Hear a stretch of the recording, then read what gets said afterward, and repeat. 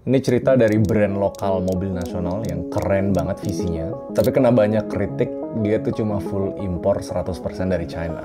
Namanya SMK. Mantan Presiden Joko Widodo digugat 300 juta rupiah batalnya produksi mobil SMK. Benarkah ada motif politik di balik gugatan terhadap Jokowi terkait Mobil nasional kita ini aslinya impor. Sebenarnya sebelum video ini dimulai pun tuh kalian tahu problemnya di mana. Pas brand yang digaung-gaungkan sebagai poster boy lokal dan nasional, ujung-ujungnya dipolitisasi terlalu berat dan you know lah hasilnya gimana. Politik and business doesn't do well. Tapi itu menurut opini pribadi gue ya. Dan ini menurut gue not the end of SMK yet. Cuma video ini gue bakal lebih investigatif dan edukatif biar kalian bisa ada pelajarannya. Dan harus benar-benar ngerti asal-usulnya kenapa mobil ini tuh sampai se-viral itu. Antara viral atau enggak jadi polemik. Jadi kita track back dulu ya, sampai di 2012.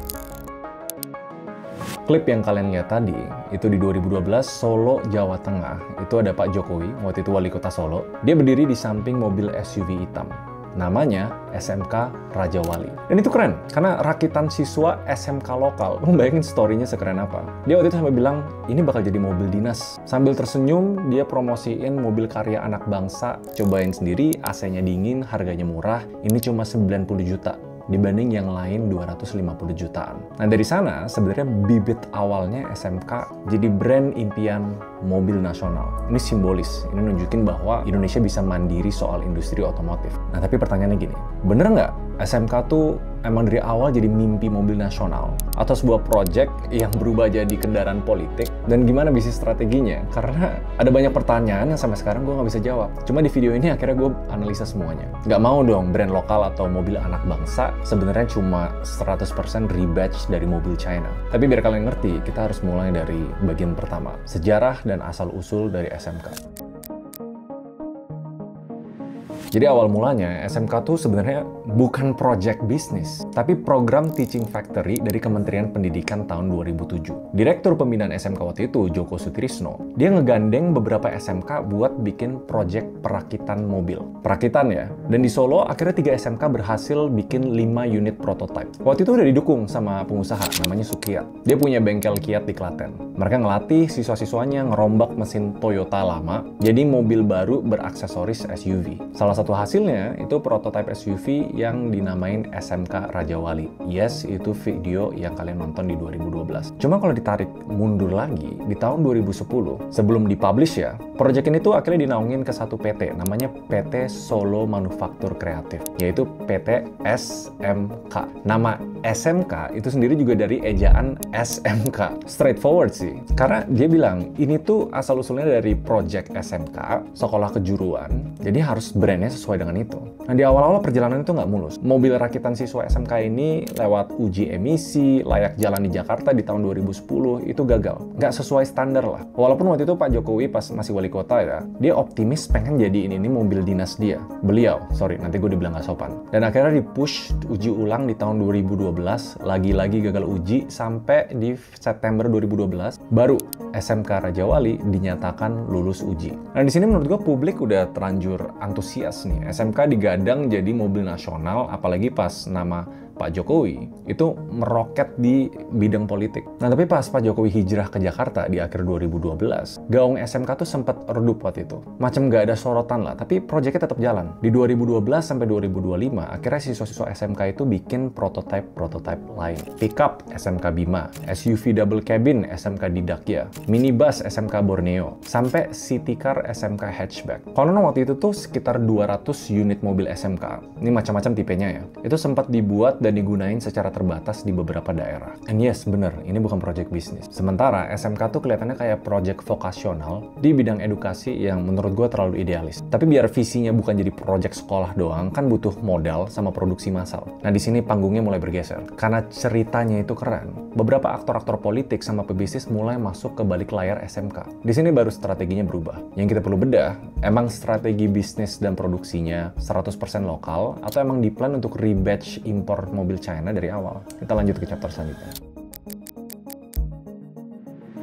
Kalau bahas secara strategi, sebenarnya SMK itu diklaim sebagai brand lokal Indonesia, diproduksi di pabrik sendiri di Boyolali, Jawa Tengah. Yes, ini diresmiin sama Pak Presiden Jokowi di September 2019. Tapi pertanyaannya seberapa lokal SMK itu? Akhirnya ada investigasi lah. Di balik brand SMK tuh kayak ada bayang-bayang pabrik China. Karena kasus pertamanya, SMK Bima, ini pickup kecil, diluncurin di 2019, yang dijadiin mobil produksi perdana. Desainnya deja vu banget. Banyak orang tuh sampai nyorotin seberapa mirip mobil ini sama Chang'an Star Truck buatannya China. Secara dimensi emang bedanya tuh dikit, sedikit lebih pendek, sedikit lebih lebar. Tapi powertrain kedua mobil ini tuh benar-benar identik. Intinya pakai mesin yang sama. Dan waktu itu dapat kritik dari netizen, ya basically SMK ini Chang'an tapi ganti logo. Dibela sama pihak SMK bilang ada perbedaan detail kok, di grill depannya beda, dimensi baknya agak diubah. Tapi tetap basisnya tuh mesin dan desain dari produk impor. Dan ini mirip case-nya sama prototipe SUV SMK Garuda 1. Ini model yang nyaris persis sama Fode Lanford asal China. Dan akhirnya berentet lah dari Raja Wali, Dikdaya, Garuda 1 itu mirip sama hasil produksinya Guangdong Fode Cina. Sampai SMK Bima EV ini versi listrik ya di tahun 2023. Dan akhirnya SMK sendiri ngaku model ini tuh hasil kerjasama dengan pabrik Cina, Xinrei.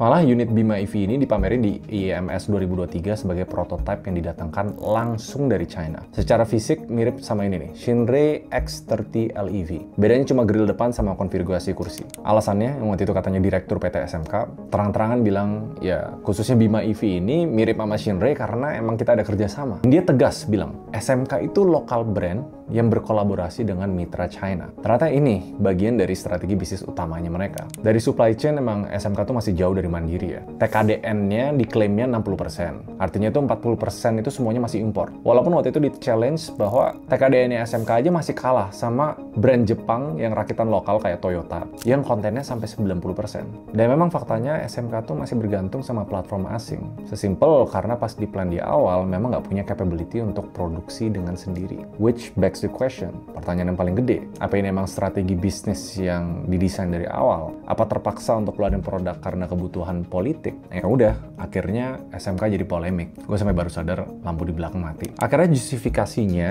iya kita memang tetap impor, tapi ini tetap karya anak bangsa karena dirakitnya di Indonesia dan melibatkan pekerja lokal. Itu artinya karya anak bangsa. Dan ini diperkuat sama statement Pak Jokowi itu, yang paling penting adalah lokal kontennya diproduksi di Indonesia, merek lokal dan investor lokal. Ini dari kacamata bisnis. Dan strateginya tuh bener-bener pragmatis menurut gue. Karena nggak bisa bikin sendiri, ya udah gandeng mitra asing biar cepat punya produk, ketimbang bangun dari nol yang butuh biaya R&D itu yang gede banget. Akhirnya pertanyaan netizen satu, dan ini pertanyaan yang penting banget. Kalau misalnya sebagian besar teknologinya tuh numpang, apa nilai tambahnya? Apa keunikannya SMK untuk bilang bahwa ini brand lokal? Apalagi di label gede-gedean sebagai mobil nasional yang harapannya jadi mobil dinas untuk semua pejabat di Indonesia. Apa ini cuma klaim kosong? Nah makanya kita harus bedah keterkaitan politiknya antara citra nasionalisme dan kepentingan. Jadi dari awal SMK itu memang nggak lepas dari bayang-bayang politik sih. Populernya karena Pak Jokowi. Clear, panggungnya tuh tentang nasionalisme ekonomi. Dan stuntnya tuh gede. Dan ini menurut gue emang PR stunt yang gede dan bagus menurut gue. Dijadiin mobil dinas, statement lo ini karya anak bangsa, layak dibanggakan. Dan brandnya secara PR itu ngedongkrak citra populis dan pro industri lokal. Ini kalau menurut beberapa analisa ya, bukan gue nih. Banyak yang yakin karena ada citra positif ini yang ngebawa Pak Jokowi ke panggung Pilgub DKI 2012 dan Pilpres 2014. Karena pas akhirnya jabatan naik, again, ini analisa publik ya, waktu itu Pak Jokowi kesannya kayak jaga jarak. Dia bilang, SMK ini bukan proyek mobil nasional pemerintah, tapi murni inisiasi industri swasta. Itu urusan swasta, kita cuma mendorong. Kalau menurut gue sih, itu lumayan simple ya. Itu PR strategi buat meredam kritik bahwa pemerintah tuh sempat menjanjikan mobil nasional, tapi kok nggak jadi-jadi gitu loh. Tapi emang kenyataannya dari awal, kalau kalian ngikutin ya, memang dari awal plannya bukan SMK jadi mobil nasional. Beda loh, nggak ada kayak Kepres di era Moknas Timur 1990-an. Tapi ya itu, narasi nasionalismenya tuh udah terlanjur nempel. Sampai dipakai sama rival atau lawan politiknya, dia nyindir SMK pas kampanye. Oh ini meninggalkan janji nih. Karena unitnya mana? Nggak muncul di pasaran. Waktu itu udah rame, sekarang mobilnya nggak ada. Pas ada pun cuma impor China. Akhirnya harus dilanjutin dong. Dan beberapa elit politik masuk. Nama yang mencolok waktu itu Pak Abdullah Mahmud Hendro Priyono, mantan kepala BIN dan orang dekatnya Pak Jokowi. Jadi di tahun 2016, perusahaannya beliau akhirnya gabung dan suntik dana modal ke PT SMK SMK dan sempat jadi direktur utama. Dan 2 anaknya waktu itu jadi komisaris. Akhirnya kan ada figur yang punya dana nih dan sepuh lah bisa dibilang kayak gitu. Gak lama akhirnya pembangunan pabrik SMK di Boyolali itu dimulai di 2017 sampai 2018 seakan berpacu sama jadwal timeline pemilu 2019. Dan akhirnya di 2018 Pak Hendro ini angkat kaki dan resign dari PT SMK. Again, aneh karena waktu itu pabriknya hampir jadi. Jadi sampai sini kan udah kebayangkan seberapa riuhnya cerita nasional ini sampai ada perubahan shareholder, dirut, modal. Sayang loh, karena ini tuh brandingnya kayak memang aksi swasta, aksi bisnis. Tapi dinamika politik bisnis SMK di balik layar tuh menurut gue emang saking kencengnya, purpose-nya bukan untuk create innovation and profit, tapi biar story-nya bagus aja. Nah, mungkin gue suzon ya. Dan akhirnya katanya produksi massal itu tinggal tunggu waktu. Itu pas Pak Ma'ruf Amin kampanye di 2019.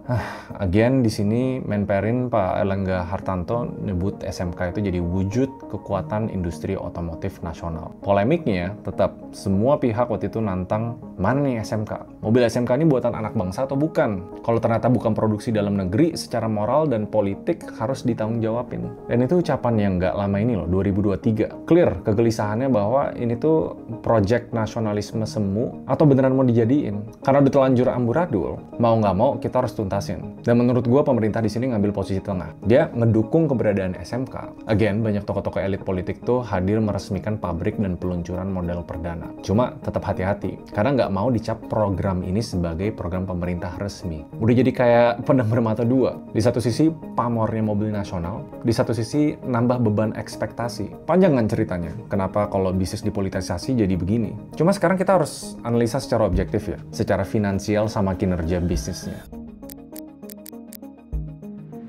Jadi PT Solo Manufaktur Kreasi ini sehat atau enggak? Making profit atau modenya hidup segan mati tak mau? Karena datanya tuh kebanyakan tertutup ya. Perusahaannya nggak terbuka, nggak wajib buka laporan keuangan. Cuma kalau nggak analisa bisnis otomotif kayak gini, itu bisa dari output. Berapa banyak mobil yang diproduksi dan terjual sejak 2019.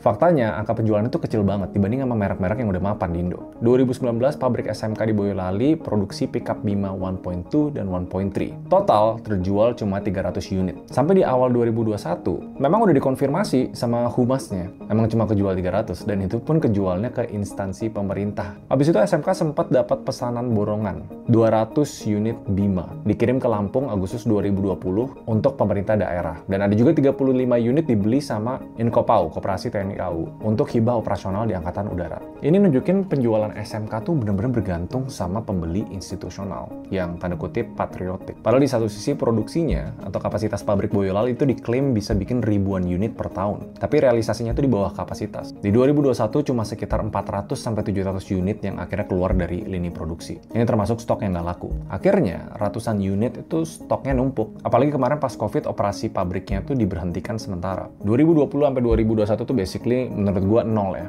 Atau gua nggak ketemu datanya. Karyawan yang tadinya 200 sampai sisa 30 orang yang cuma masuk kerja untuk ngerawat fasilitas bukan untuk ngerakit mobil. Biasanya kalau ngelihat situasi kayak gini ya, indikasinya cash flow perusahaan kesendat karena nggak ada produksi, nggak ada penjualan. Pabriknya ngerugi. Nah sekarang gimana? Masuk ke 2023 dulu deh. SMK tuh coba bangkit lagi dengan Bima EV di pameran otomotif. Penjualan nggak jelas, bilangnya inden 6 bulan, belum kelihatan juga kemampuan finansial PT SMK untuk produksi EV secara mandiri. Fix semuanya harus impor dari Shinrei. Dan ini kita nggak bisa ngukur karena semuanya tertutup. Logiknya gini, jual mobil cuma ratusan unit, tapi kalau sampai invest pabrik kan di sekitar ratusan miliar. Bisa jadi SMK tuh sekarang cuma bertahan karena suntikan modal investor dan sokongan moral, either dari pemerintah daerah atau nggak pemerintah pusat. Dan satu lagi, SMK tuh nggak tergabung sama Gaikindo. Itu kan asosiasi industri otomotif. Menurut gue simpel, karena kalau masuk sana, lu tuh kelihatan volume penjualan bulanannya. Karena mereka nggak masuk, trackingnya jadi nggak transparan. Belum lagi jaringan dealer, belum lagi after sales-nya. Karena image-nya udah terlanjur politis, dan nggak clear USP-nya apa. Basically menurut gue ini bisa jadi udah memang harusnya project yang tidak dilanjuti. Tapi kan dilemanya itu, kalau nggak dilanjutin, ini tuh kayak bisa bikin image siapapun yang klaim SMK itu keren, oh ternyata ini project yang nggak serius nih. Cuma memang kebutuhan biar orang vote politiknya. Jadi kalau kalian nonton sampai sini, ini summary dari kontroversi utamanya. 1, netizen bilangnya mobil goib, karena benar-benar jarang banget kelihatan di jalanan. Seringnya muncul di TV atau janji kampanye. Waktu itu sampai ada netizen yang bilang, kalau memang ada barangnya, anterin ke ke rumah gue 5 unit, gue bayar cash. Tapi tantangannya nggak kejawab. Masalah kualitas, masalah USP, masalah rebates dan transparansi, full impor atau rakit Indonesia. Sampai akhirnya di April 2025, ya ini fresh, ada pemuda Solo namanya Aufa Lukmana. Dia 19 tahun. Dia ngajuin gugatan One Prestasi waktu itu ke Pak Jokowi sama PT SMK. Dia ngerasa dirugiin. Niatnya mau beli pickup SMK, harganya 150 jutaan. Bilangnya mau jadi mobil nasional, tapi kok janjinya nggak ditepatin. Nah itu namanya One Prestasi, cedera janji. Cuma again, kayak gini tuh belum tentu bisa lolos. Karena memang ini cerita yang panjang banget, kita ambil pelajarannya dulu deh, antara harapan dan realita. Jadi cerita SMK ini kayak drama industri yang menurut gue banyak pelajarannya. Di satu sisi menurut gue cita-citanya mulia untuk bikin mobil nasional. Gue sendiri dukung. Kalau ada yang bisa bikin dan modalnya ada, menurut gue itu udah simbol bahwa kita bisa mandiri. Lapangan kerjanya kebuka, karya anak bangsa. Dan yang patut diapresiasi menurut gue, yang mulai ini semua, yaitu siswa-siswa SMK. Sosok kayak Pak Sukiat dulu dan engineer lokal yang nuangin keringat mereka buat bikin mobil ini tuh jadi. SMK tuh menurut gue, mungkin bukan lihat sebagai brand ya, tapi itu memantik imajinasi publik bahwa Indonesia tuh bisa punya merek sendiri. Ini mimpi lama banget loh, dari 1960-an. Cuma di sisi lain, when you're building a business, pas lu ngebangun brand dan udah memicu segitu banyak harapan, eksekusi harus on point. Apalagi masuk ke industri otomotif, lu butuh konsisten, lu butuh inovasi, investasinya tuh menurut gua harus giant dan bisa berdekade. Kayak Malaysia pas ngejalanin Proton, India mobil Tata. Gak ada yang sukses instan, apalagi cuma modal semangat atau harapan dapat dukungan. Akhirnya SMK kalau sekarang kelihatannya tuh tanda-tanda project yang setengah mateng. Terlalu bergantung sama ngeimpor mobil jadi, volume produksinya mini, manajemennya tertutup, dan itu, once you build a business dengan image yang berat di politik, warga akan kritis. Nanti muncul lagi komen netizen bahwa ini mobil goib. Jadi cuma ada dua opsi menurut gua buat SMK. Mau nggak mau telan dengan semua yang udah terjadi, susah-susahnya nih, ada skenario optimis, ada skenario pesimis. Optimisnya, SMK berbenah, bener-bener nih, transparansinya ditingkatkan, partnership teknologi sama luar negerinya dibikin terbuka, kayak kolaborasinya mobil Malaysia, Proton sama Geely. Pemerintah actually turun tangan ngasih insentif yang terukur, bukan cuma nebeng pas namanya keren. Dan karena harganya murah, ya udah SMK dibangun sebagai brand lokal yang stabil di pedesaan atau ya udah main instansi aja. Menurut gua optimisnya ya bukan impossible untuk dia bisa bangkit jadi brand mobil lokal yang beneran, yang ada penjualan dan mobilnya oke. Udah happen soalnya di negara-negara lain. Cuma skenario pesimisnya, SMK nasibnya tuh bisa jadi layu sebelum dia bisa grow.